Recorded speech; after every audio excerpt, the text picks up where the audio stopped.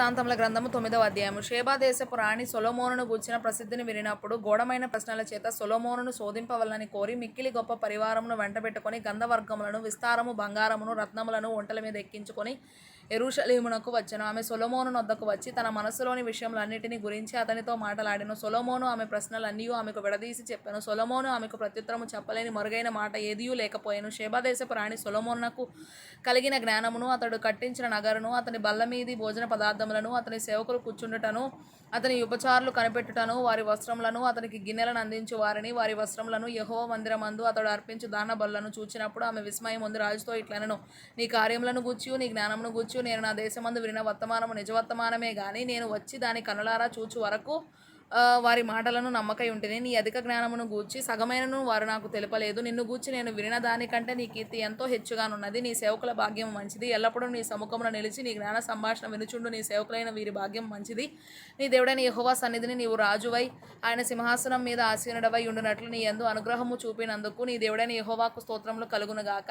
ఇశ్రాయేలీలను నిత్యము స్థిరపరచవలనన్న దయాలోచన నీ దేవునికి కలిగి ఉన్నందున నీతి న్యాయములను జరిగించుటకై ఆయన నిన్ను వారి మీద రాజుగా నియమించెను అని చెప్పెను. ఆమె రాజునకు 240 మణుగుల బంగారమును విస్తారమైన గంధవర్గములను రత్నములను ఇచ్చెను. షేబదేశపు రాణి రాజైన సొలొమోనునకు ఇచ్చిన గంధవర్గములతో సాటి అయినది ఏదియూ లేదు. ఇదియుగాక ఓఫీరు నుండి బంగారము తెచ్చిన హీరాము పనివారును సొలొమోను పనివారును చందనపు మ్రాణులను ప్రశస్తమైన రత్నములను కూడా కొనివచ్చిరి. ఆ చందనపు మ్రాణుల చేత రాజు యెహోవా మందిరమునకును రాజనగరునకును సోపానములను గాయకులకు తంబుర్లను సితారాలను చేయించెను. అటువంటి పని అంతకు ముందు యూదాదేశమందు ఎవరునూ చూచి ఉండలేదు. షేబా దేశపు రాణి రాజునకు తీసుకొని వచ్చిన వాటికి అతడిచ్చిన ప్రతి బహుమానములు గాక ఆమె మక్కువపడి అడిగినదంతయు రాజైన సొలొమోను ఆమెకిచ్చెను. తరువాత ఆమె తన సేవకులను వెంటబెట్టుకొని మరలి తన దేశమునకు వెళ్ళిపోయిన గంధవర్గములు అమ్ము వర్తకులను ఇతర వర్తకులను కొనివచ్చు బంగారము గాక సొలొమోనునకు ఏటేటా వచ్చు బంగారము 1332 మణుగుల ఎత్తు. అరబీ దేశపు రాజులందరూ దేశాధిపతులను సొలొమోను నొద్దకు బంగారమును వెండియు తీసుకొని వచ్చిరి. రాజైన సొలొమోను సాగగొట్టిన బంగారముతో అలుగులు గల 200 డాళ్లను చేయించెను. ఒక్కొక్క డాలునకు 600 తులముల బంగారం పట్టెను. మరియు సాగగొట్టిన బంగారముతో 300 కేడెములను చేయించెను.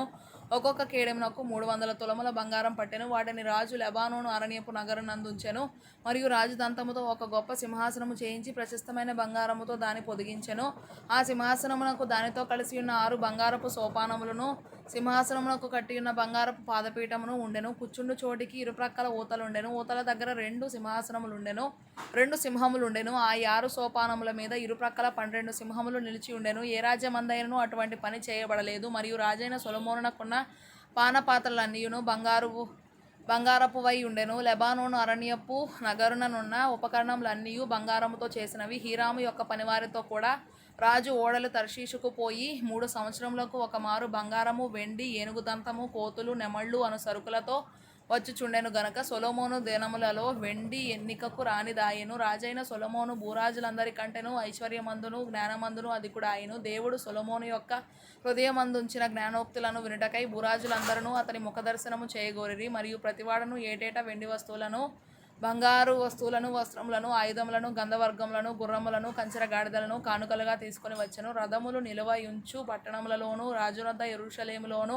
సొలొమోనునకు 4000 గుర్రపు సాలలను రథములను 12,000 గుర్రపు రౌతులను కలిగి ఉండెను. యూఫ్రటీసు నది మొదలుకొని ఫిలిస్తీయుల దేశము వరకును ఐగుప్తు సరిహద్దు వరకును ఉండు రాజులందరిపైని అతడు ఏలుబడి చేసెను. రాజు యెరూషలేమునందు వెండి రాళ్లంత విస్తారముగా నుండునట్లును దేవదారు మ్రానులు షెఫేలా ప్రదేశముననున్న మేడి వృక్షములంత విస్తారముగా నుండునట్లును చేసెను. ఐగుప్తు నుండియు సకల దేశముల నుండియు సొలొమోనునకు గుర్రములు తేబడెను. సొలొమోను చేసిన కార్యములన్నిటిని గూర్చి ప్రవక్త అయిన నాతాను రచించిన గ్రంథమందును షీలోనీయుడైన అహియా రచించిన ప్రవచన గ్రంథమందును నెబాతు కుమారుడైన యరొబామును గూర్చి దీర్ఘదర్శి అయిన ఇద్దోకు గ్రంథమందును రాయబడి ఉన్నది. సొలొమోను యెరూషలేమునందు ఇశ్రాయేలీలందరి మీద 40 సంవత్సరములు ఏలుబడి చేసెను. తరువాత సొలొమోను తన పితరులతో కూడా నిద్రించి తన తండ్రి అయిన దావీదు పట్టణమందు పాతిపెట్టబడెను. అతనికి బదులుగా అతని కుమారుడైన రెహబాము రాజాయెను.